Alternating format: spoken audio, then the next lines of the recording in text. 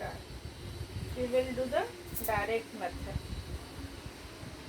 A lot of teacher-students dialogues later, systematic teachers of grammar and vocabulary. We have already done this. We are repeating this slide again. Okay.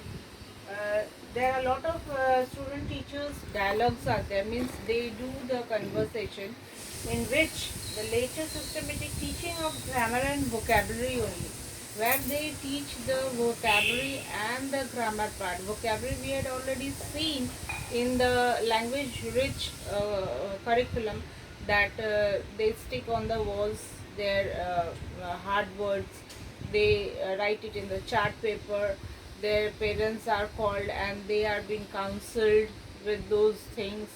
Then dialogues are said, conversations are done. All these things are done step by step with the children. Okay, so when the student teacher dialogues are there and later a systematic, now they came to some extent of systematic themes of everything, and now they are learning with the vocabulary, they are learning the grammar part also, because grammar is also very important thing. If I am saying that I am going, means right now I am going. Okay, this means the present tense. If I am saying I had gone doesn't mean that I am supposed to go or I am going. Okay, that means I had already gone and returned from there also. So in this way, grammar is also a very important part when saying a systematic sentence. Okay. Now, mainly speakers both communication and stress a grammatical syllabus.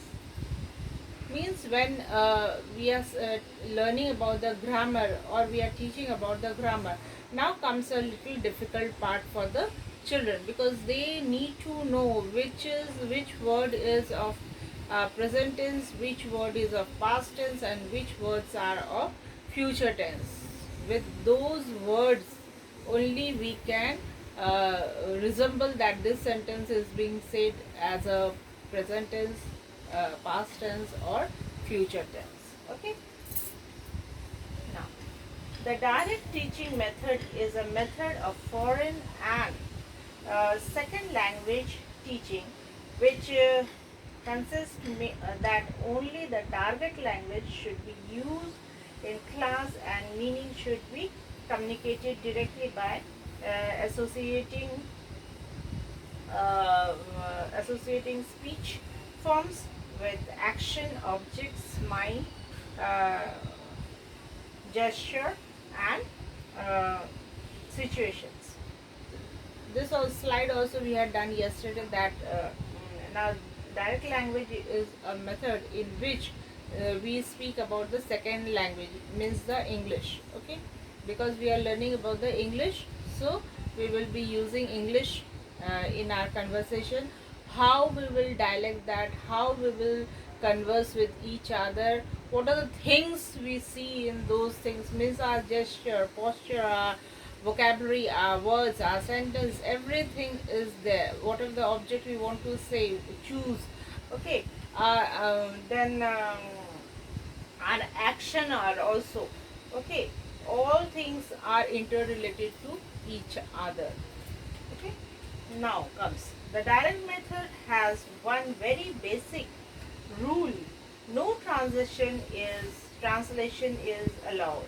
In fact, the direct method receives its name from the fact that meaning is to be connected directly with the English language without going through the process of translating into the student's native language.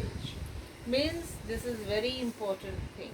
When we are saying English, we should not be translating it from the native language to English language, or the English should not be translated to the native language. Then it will be very difficult to say a sentence. The sentence will be forming wrong, because in English we have subject, verb, object. Okay, whereas in vernacular language mostly it is subject, object and verb. Okay, So when we will translate, we should not be translating it. The direct method says we will be saying it. We are not supposed to translate. Okay.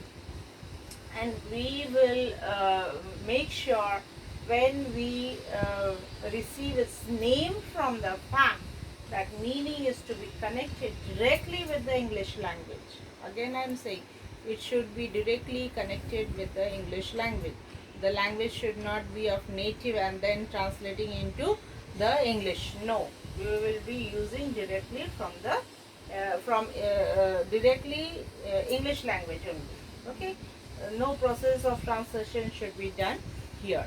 Okay. Thank you for this class. We will do the next part in the next class.